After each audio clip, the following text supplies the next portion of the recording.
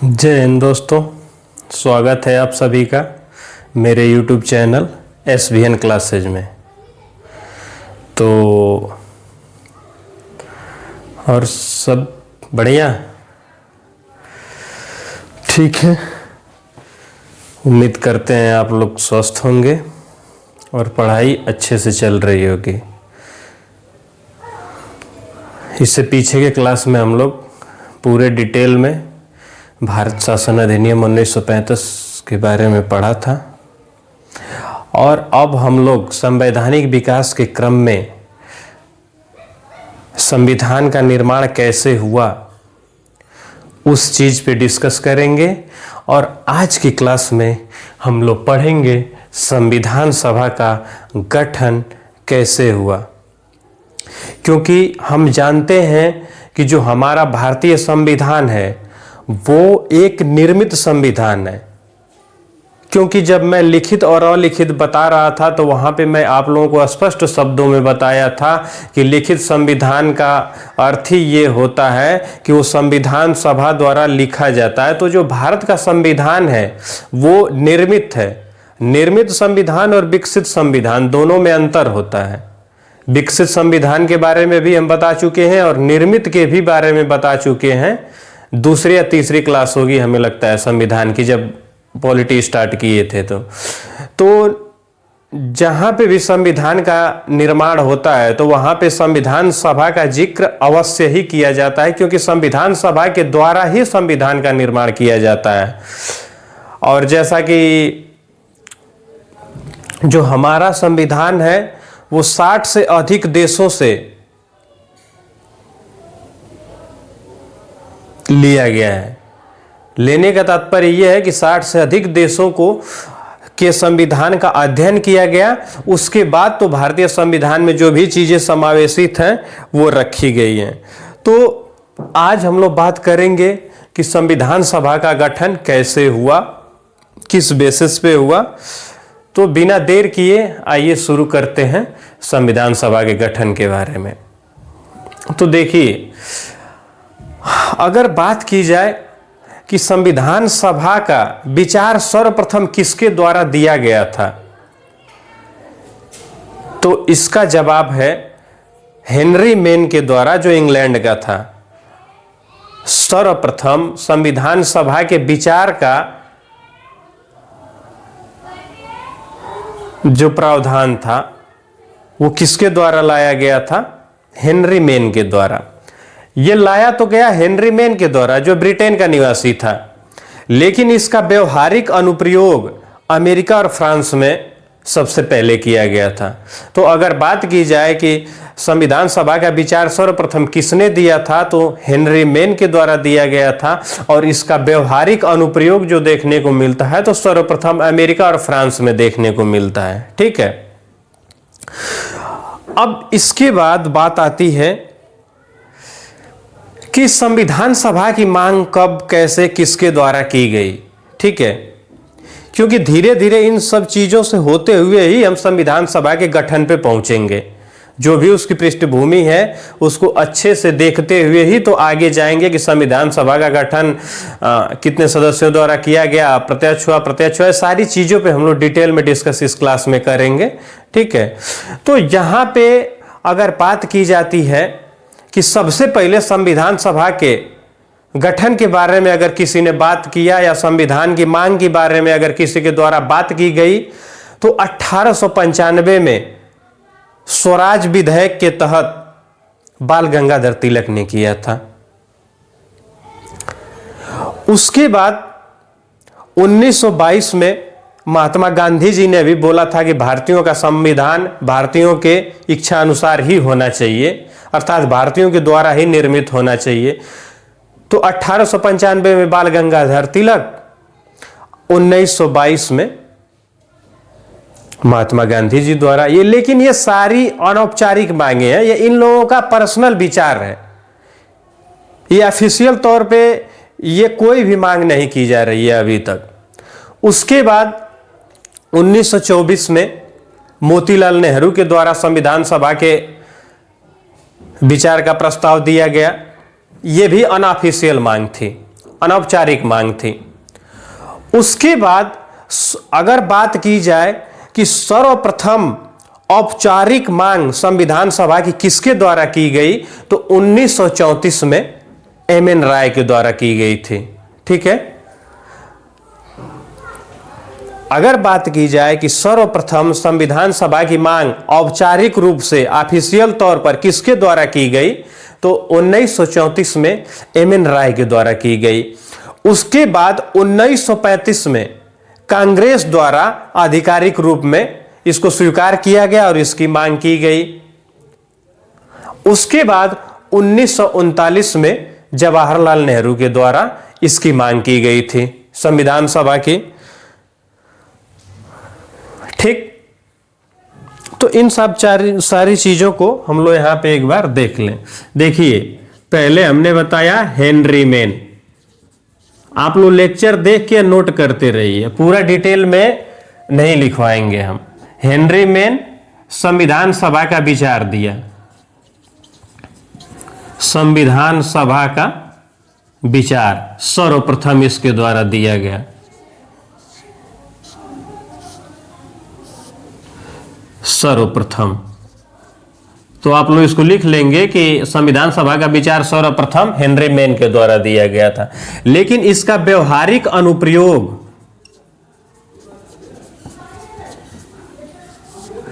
सर्वप्रथम यूएसए और फ्रांस में किया गया। व्यवहारिक अनुप्रयोग का मतलब क्या है? जैसे देखिए होता क्या है, मान लीजिए कि दो लोगों को घर बनवाना है, एक है ए, एक है बी। दोनों के द्वारा मान लीजिए इसने पहले बिल्डिंग मटेरियल मंगाया और इसने उसके बाद बिल्डिंग मटेरियल बनाया। ठीक, तो अगर ये पूछे यहां पे कि बिल्डिंग मटेरियल किसने पहले मंगाया, तो ए के द्वारा मंगाया गया। और यहां पे अगर बी ने काम पहले स्टार्ट कर दिया घर बनवाने का, तो यहां पे ये अगर ये पूछा जाएगा कि उस बिल्डिंग मटेरियल का प्रयोग सबसे पहले किया किसने, तो बी ने किया। तो यही चीजें यहां पे उसी कंसेप्ट में है कि हेनरी मेन ने संविधान सभा का विचार सर्वप्रथम दिया था, यह ब्रिटिश था, और उसके बाद इसका व्यवहारिक अनुप्रयोग जो देखने को मिलता है वो यूएसए और फ्रांस में देखने को मिलता है। उसके बाद मैंने आप लोगों को बताया कि 1895 में तिलक जी द्वारा, बाल गंगाधर तिलक, स्वराज विधेयक के माध्यम से संविधान सभा की मांग की गई। उसके बाद हमने बताया 1922 में महात्मा गांधी के द्वारा, इन्होंने कहा था कि भारतीयों का संविधान भारतीयों द्वारा और भारतीयों की इच्छा अनुसार निर्मित होना चाहिए। उसके बाद 1924 में हमने बताया मोतीलाल नेहरू के द्वारा मांग की गई थी। ये सारी मांगे अनऑफिशियल हैं, अनौपचारिक हैं। उसके बाद 1934 में औपचारिक तौर पर सर्वप्रथम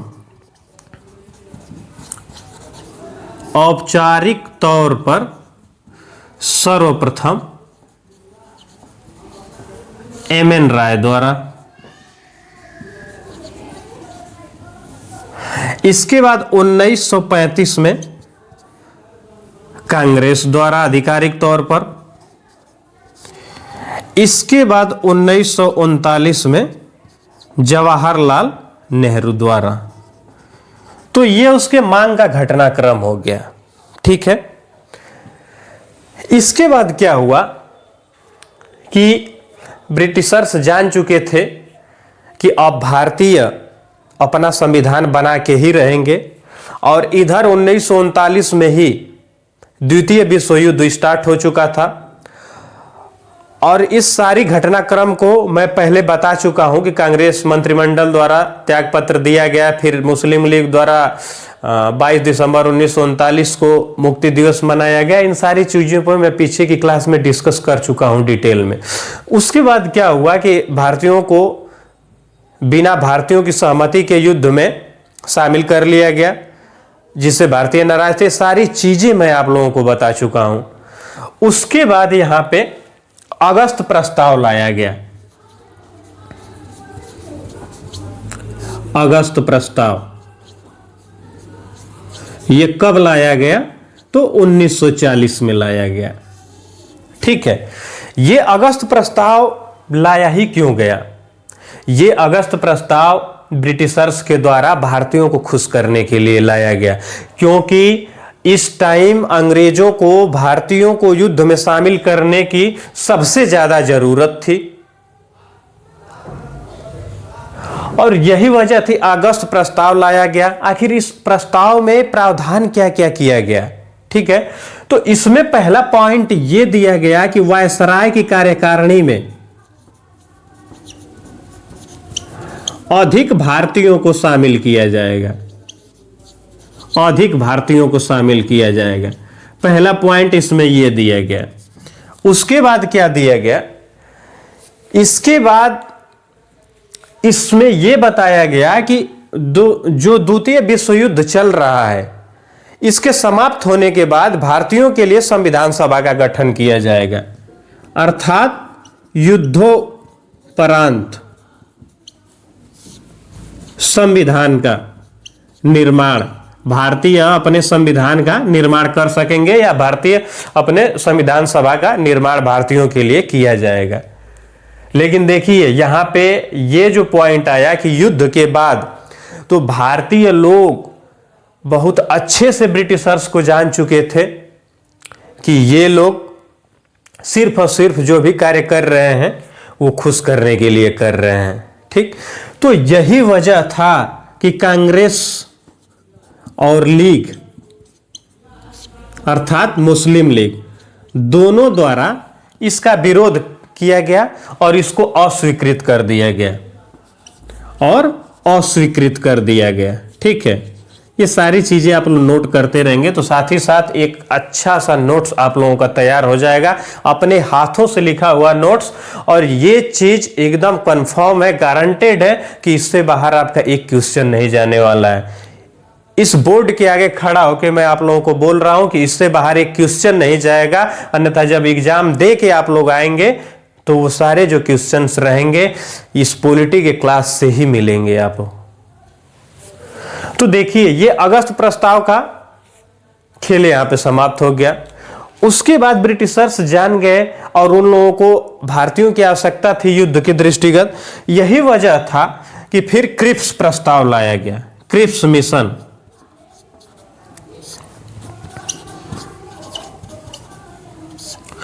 ये कब लाया गया? 1942 में। अब एक चीज यहां पे ध्यातव्य है, देखिए जब अगस्त प्रस्ताव लाया गया तो यह प्रथम ऐसा प्रस्ताव था जिसमें ब्रिटिशर्स द्वारा यह स्वीकार किया गया कि भारतीयों को उसके संविधान का हक दिया जाएगा। मतलब पहली बार अगस्त प्रस्ताव के तहत ब्रिटिशर्स ने यह माना कि भारतीयों के लिए संविधान सभा का गठन होगा। लेकिन अगर बात यह की जाए कि आधिकारिक तौर पर, लिखित रूप में, ऑफिशियल तौर पर ब्रिटेन द्वारा कब स्वीकार किया गया, ब्रिटिश की ताज द्वारा, कि भारतीयों के लिए संविधान सभा का गठन किया जाएगा, तो क्रिप्स मिशन 1942 में। इसमें क्या हुआ, जब इस मिशन के प्रस्ताव को कांग्रेस और लीग द्वारा अस्वीकृत कर दिया गया, जब इस मिशन के प्रस्ताव को कांग्रेस और लीग द्वारा अस्वीकृत कर दिया गया, तब स्टैफोर्ड क्रिप्स था, उसकी अध्यक्षता में एक मिशन भेजा गया ब्रिटिश की सरकार द्वारा, जिसको 1942 में भेजा गया था, 23 मार्च 1942 को, और इसे बोला गया क्रिप्स मिशन, क्योंकि क्रिप्स इसका सदस्य था, इसकी अध्यक्षता में ही ये मिशन आया था। ठीक है, इसमें क्या हुआ कि जो ये क्रिप्स आया वो जवाहरलाल नेहरू, जेएल नेहरू और मौलाना अबुल कलाम आजाद, मौलाना आजाद लिख दे रहे हैं शार्ट में हम, मौलाना अबुल कलाम आजाद, इन दोनों लोगों से इसकी वार्ता हुई, संवैधानिक चर्चा हुई। ठीक है, इसमें भी यही प्रावधान किया गया कि भारतीयों के लिए संविधान सभा का गठन द्वितीय विश्व युद्ध के समाप्त होने के बाद किया जाएगा। सेम चीजें खेल रहे हैं यहां पे, इसमें भी वही चीज, इसमें भी वही चीज। और इसमें एक चीज और किया गया कि अगर प्रांत चाहे अगर प्रांत चाहे तो इस संविधान को, जो भारतीय संघ का संविधान होगा, उसे माने या न माने या अपना संविधान बनाए। और यही बात मुस्लिम लीग के भी संबंध में कही गई कि अगर मुस्लिम लीग चाहेगी तो वो भारतीय संघ को जो संविधान है समर्पित, उसको मानेगी या नहीं मानेगी, ये मुस्लिम लीग के ऊपर डिपेंड है। तो यहां पे क्या किया गया कि यहां पे युद्ध उपरांत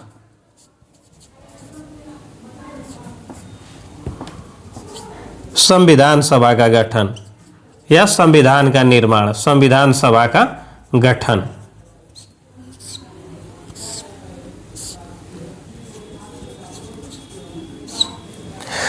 और प्रांत चाहे तो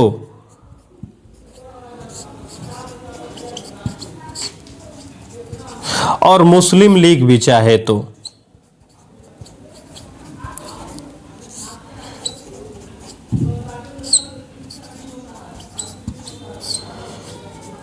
मुस्लिम लीग चाहे तो, अब क्या चाहे तो, अगर प्रांत चाहे तो इस भारतीय संघ का जो संविधान होगा उसे माने, अन्यथा अपना संविधान निर्माण कर सकता है प्रांत भी।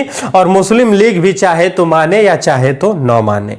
अब यहां पे इस प्रस्ताव को भी क्या किया गया, अस्वीकृत किया गया। ठीक है, एक चीज और देखिए कि ये जो अगस्त प्रस्ताव को अस्वीकृत किया गया था तो उसके विरोध में व्यक्तिगत सत्याग्रह चलाया गया था। ठीक है, व्यक्तिगत सत्याग्रह, ये अगस्त प्रस्ताव, ये सारी चीजें 17 अक्टूबर 1940 को। और प्रथम जो इसके सत्याग्रही थे, प्रथम वो विनोबा भावे थे, विनोबा भावे। और जो द्वितीय थे वो जवाहरलाल नेहरू थे। ये सारी चीजें क्लियर हो। ये जो अब अगर क्वेश्चन आपसे ये पूछे कि व्यक्तिगत सत्याग्रह किस प्रस्ताव के विरोध के फलस्वरूप लाया गया था, तो अगस्त प्रस्ताव के विरोध के फलस्वरूप लाया गया था कांग्रेस द्वारा। और ये जो व्यक्तिगत सत्याग्रह का विचार था ये गांधी जी द्वारा पोषित था और 17 अक्टूबर 1940 को लाया गया था। इसी को दिल्ली चलो नारा भी बोला जाता है। और ये महाराष्ट्र के पवनार आश्रम से शुरू किया गया था। इसके प्रथम सत्याग्रही विनोबा भावे थे और द्वितीय सत्याग्रही जेएल नेहरू अर्थात जवाहरलाल नेहरू थे। ठीक है, उसके बाद जब ये चीजें आई, क्रिप्स मिशन के बारे में हम लोग बात कर रहे थे, तो क्रिप्स मिशन में क्या हुआ कि इसमें भी वही चीज, वही राग आलापा गया अंग्रेजों के द्वारा। इसका जो क्रिप्स मिशन था, इस प्रस्ताव को भी क्या किया गया, अस्वीकृत कर दिया गया कांग्रेस और लीग द्वारा। ठीक है, कांग्रेस ने ये कहकर इस प्रस्ताव को अस्वीकृत कर दिया क्योंकि यहां पे प्रांतों को भी एक संघ में बांधने की बात नहीं की जा रही है और मुस्लिम लीग के लिए भी अलग होने का द्वार खोला जा रहा है। तो यहां पे सांप्रदायिकता के आधार पे जो बंटवारा की संभावनाएं यहां से प्रबल होने लगी, उन सारी चीजों को ध्यान में रखते हुए कांग्रेस ने इस प्रस्ताव को अस्वीकृत कर दिया।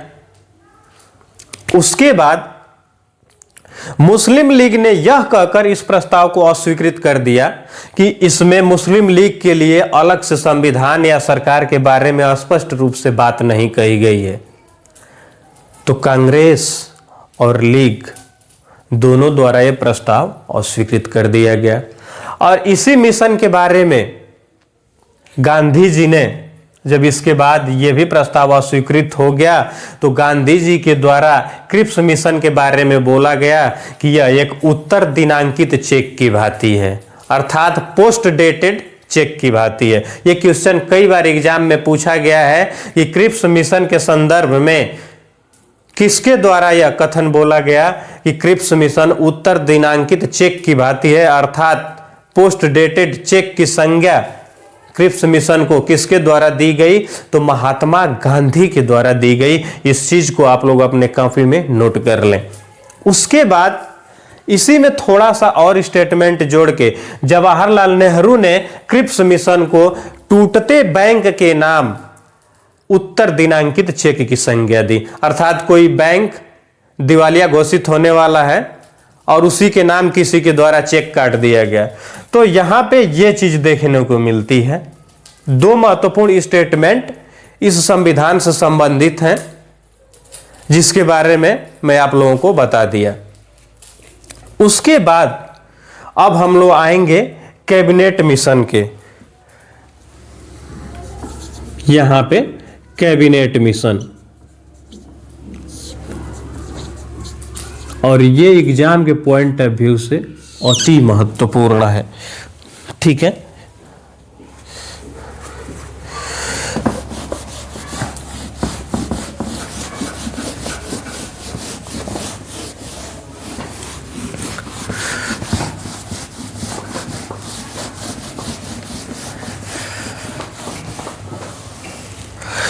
Cabinet mission.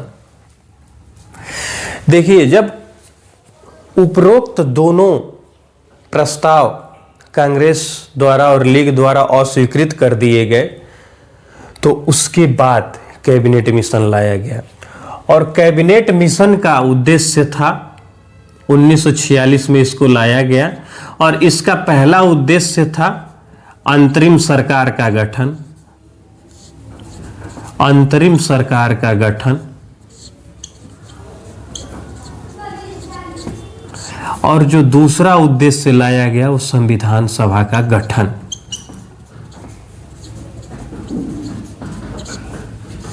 संविधान सभा का गठन। तो यहां पे कैबिनेट मिशन को लाया ही क्यों गया? तो अंतरिम सरकार का गठन हेतु लाया गया, और उसके बाद संविधान सभा के गठन हेतु लाया गया। और ये लाया कैसे गया, उसकी पृष्ठभूमि कैबिनेट मिशन की कैसे तैयार हुई, यहां पे देखते हैं हम लोग।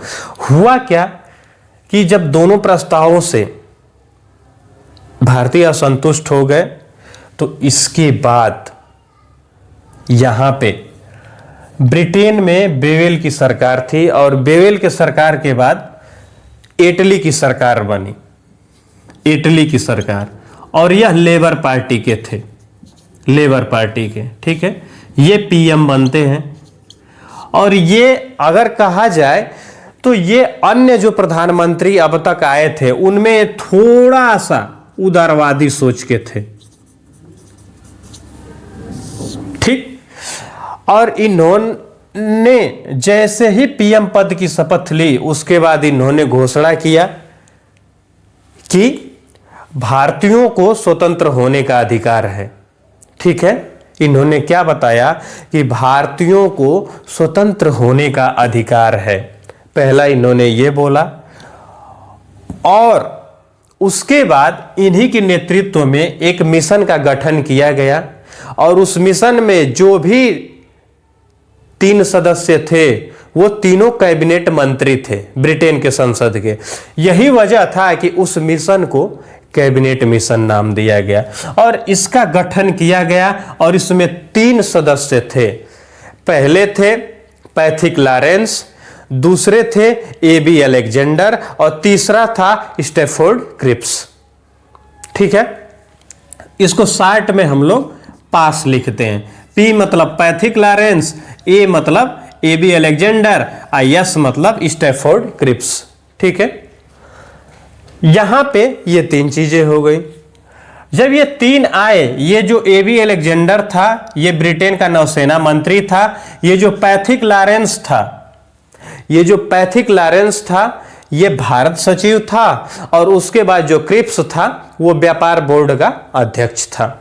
ये चीजें आप लोग नोट कर लेंगे, एक बार पीसीएस के एग्जाम में पूछा था ये क्वेश्चन। ठीक है, तो इन तीनों में पैथिक लॉरेंस की अध्यक्षता में यह मिशन भारत आया, और इसको 2 महत्वपूर्ण कार्य सौंपा गया इटली द्वारा कि भारत में अंतरिम सरकार का गठन करो। अंतरिम सरकार का क्या मतलब होता है? अंतरिम सरकार का मतलब यह होता है अस्थायी सरकार। जैसे जब तक चुनाव ना हुआ हो तो देश चलाने के लिए कोई सरकार चाहिए, तो अंतरिम सरकार का मतलब वही होता है। ठीक है, तो यहां पे 2 चीजें हो गई, अंतरिम सरकार का गठन और संविधान सभा के गठन। तो यहां पे जब अंतरिम सरकार का गठन किया गया तो इसमें जो अध्यक्ष बनाया गया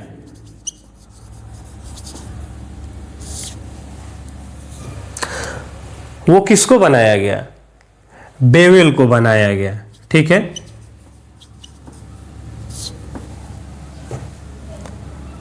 सॉरी यहां पे हम कैबिनेट मिशन से इससे पहले लिनलिथगो था। ठीक है, लिनलिथगो था प्रधानमंत्री। ठीक है, उसके बाद एटली बना। ठीक है, बेवेल को बनाया गया और अंतरिम सरकार का अध्यक्ष और उपाध्यक्ष बनाया गया जवाहरलाल नेहरू को, JL नेहरू को।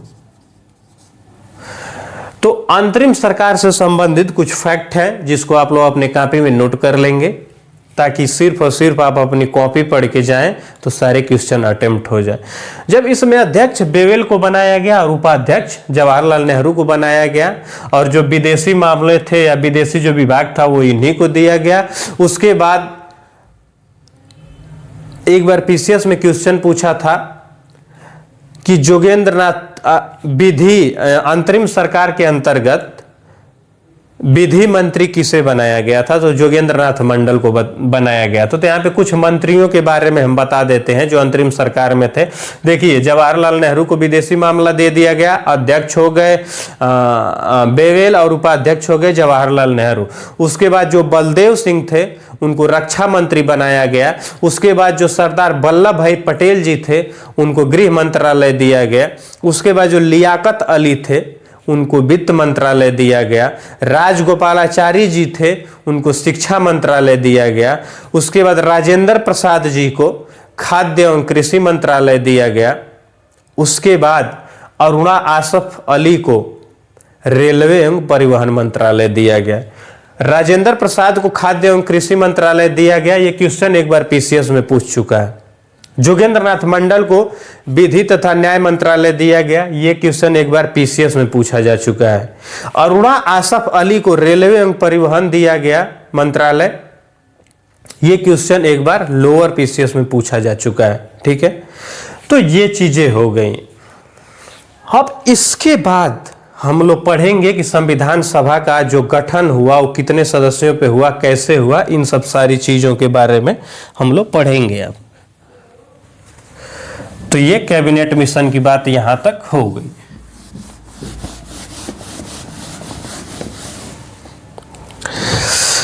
इसके बाद देखिए, जो संविधान सभा के गठन हेतु जो भी चीजें कराई गई तो उसमें अप्रत्यक्ष निर्वाचन कराया गया। कुछ लोग मनोनीत होके आए और कुछ लोग अप्रत्यक्ष तौर पे निर्वाचित होके आए। ठीक है, यहां पे 389 सदस्य थे संविधान सभा में। ठीक है, संविधान सभा में 389 सदस्यों का चयन हुआ था और लगभग में 10 लाख लोगों पे एक सदस्य का चयन किया गया था। यह पूछा एग्जाम में क्वेश्चन कि कितने लोगों पे एक सदस्य का चयन किया गया था, तो लगभग में 10 लाख लोगों पे एक सदस्य का चयन किया गया था। ठीक है, इसके बाद जो 389 सदस्य थे उसमें से 296 सदस्य अप्रत्यक्ष निर्वाचन द्वारा लाए गए और 93 सदस्य मनोनयन के द्वारा लाए गए। ठीक है, अप्रत्यक्ष निर्वाचन का मतलब कि विधानसभाओं या प्रांतों में लोगों द्वारा चुनाव किया गया और लोगों द्वारा जो प्रतिनिधि चुने गए वे प्रतिनिधि संविधान सभा में जो प्रतिनिधि थे उनको चुनकर भेजे। मतलब लोगों द्वारा संविधान सभा में जो प्रतिनिधि थे उनको चुनने के लिए लोगों को चुना गया। तो यहां पे डायरेक्ट जनता द्वारा संविधान सभा के प्रतिनिधियों का चुनाव नहीं किया जा रहा है। यही वजह है कि इस निर्वाचन को अप्रत्यक्ष निर्वाचन बोला गया। ठीक है, यहां पे 389 सदस्य थे जिसमें से 296 अप्रत्यक्ष निर्वाचन द्वारा और 93 मनोनयन द्वारा। और ये जो 93 मनोनयन द्वारा आए थे ये देशी रियासतों से आए थे। ठीक है, ये देशी रियासतों से आएंगे, ये प्रावधान किया गया। और जो 296 अप्रत्यक्ष निर्वाचन द्वारा आएंगे उसमें से 292 ब्रिटिश प्रांत द्वारा लाए जाने का प्रावधान किया गया और 4 प्रतिनिधियों को कमिश्नरी क्षेत्र के द्वारा लाए जाने का प्रावधान किया गया। और वो 4 कमिश्नरी क्षेत्र कौन कौन थी? सी अजमेर, बलूचिस्तान, कुर्ग और दिल्ली, ये 4 कमिश्नरी क्षेत्र थे। तो 292 ब्रिटिश प्रांत से, 296 में से और 4 कमिश्नरी क्षेत्र से। ठीक है, तो यहां पे देखिए जो संविधान सभा में सदस्यों को लाया जा रहा है, कुछ सदस्यों को अप्रत्यक्ष निर्वाचन के थ्रू लाया जा रहा है और कुछ सदस्यों को देशी रियासतों से मनोनयन के थ्रू लाया जा रहा है। तो अगर इसी वजह से बोला जाता है कि जो संविधान सभा थी वो अंशतः निर्वाचित थी और अंशतः मनोनीत थी, अर्थात दोनों के तहत लोगों को लाया गया था। ठीक है, तो इस चीज को आप लोग नोट कर लेंगे कि 389 सदस्य, इसमें से 296 और ये हो गए 93, ये हो गए देशी रियासतों से और ये हो गए 292 इसमें ब्रिटिश प्रांत से हो गए और 4 कमिश्नरी क्षेत्र से हो गए, कमिश्नरी क्षेत्र से हो गए। और वो 4 कमिश्नरी कौन कौन सी थी? 60 में इसको याद करने का होगा ABCD। A मतलब अजमेर, B मतलब बलूचिस्तान, C मतलब कुर्ग और D मतलब दिल्ली। ये 4 कमिश्नरी क्षेत्र हो गया। तो इनका क्या हो गया? अप्रत्यक्ष निर्वाचन हो गया और ये हो गया मनोनीत। ठीक, ये प्रावधान किया गया। उसके बाद जुलाई अगस्त 1946 में संविधान सभा का चुनाव कराया गया। जुलाई अगस्त 1946 में संविधान सभा का चुनाव कराया गया और जो 389 सीटों पे चुनाव कराया गया उसमें से चुनाव के फलस्वरूप 208 सीटें कांग्रेस को मिली, 73 सीटें मुस्लिम लीग को मिली और 15 सीटें अदर निर्दलीय अन्य पार्टियों को मिली। टोटल 273 प्लस 208 प्लस 73 281 और 15 अदर को जो मिली क्या हो गया? 296। तो अप्रत्यक्ष निर्वाचन द्वारा 296 लोगों को ही आना था और 93 जो थे वो देशी रियासतों से आने थे। तो देशी रियासतों ने इस निर्वाचन में भाग ही नहीं लिया। ठीक है, और जब निर्वाचन हुआ तो उसमें ये चीज स्पष्ट दिखी कि लगभग में सभी वर्गों को इस निर्वाचन में शामिल किया गया था।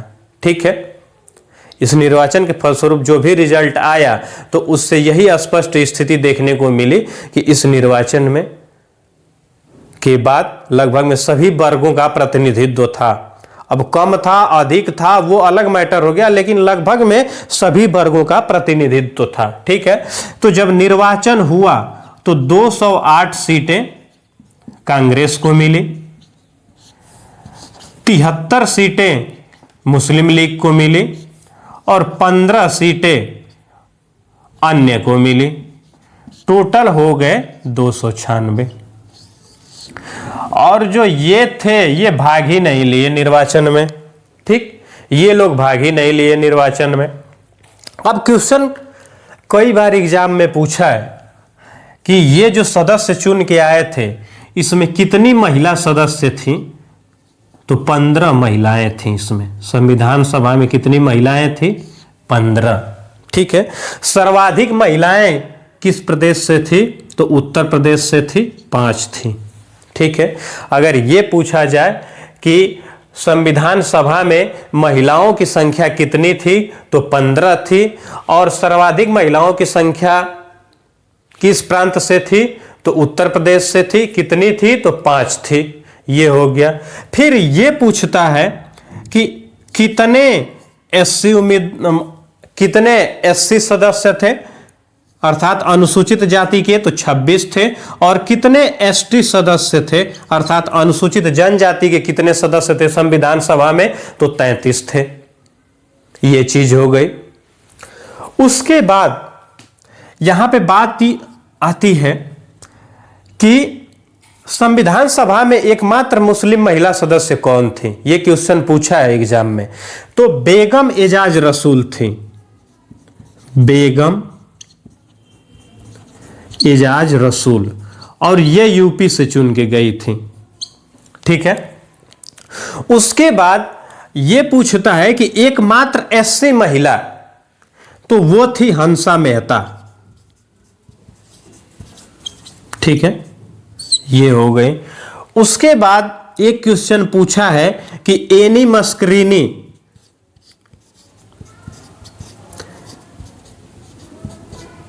यहां पे ना नहीं रहेगा, किस क्षेत्र से चुन के आई थी, तो त्रावणकोर से आई थी। ठीक है, ये सारी चीजें होगी। देखिए संविधान सभा के चुनाव के बाद उसमें पहले 15 महिलाओं का चयन हुआ, 15 में से 5 यूपी से थी, सर्वाधिक यूपी से ही थी। इस पूरे 296 में कितने एससी से थे अनुसूचित जाति के सदस्य, तो 26 थे। अनुसूचित जनजाति के कितने थे, तो 33 थे। उसके बाद एकमात्र मुस्लिम महिला सदस्य बेगम एजाज रसूल थी जो यूपी से आई थी। एकमात्र एससी अर्थात अनुसूचित जनजाति महिला, अनुसूचित जाति महिला सदस्य कौन थी, तो हंसा मेहता थी। उसके बाद ये भी पूछा गया था कि एनी मस्करीनी किस क्षेत्र से चुन के आई थी, तो ये त्रावणकोर से आई थी। ठीक है। और फ्रैंक एंथनी,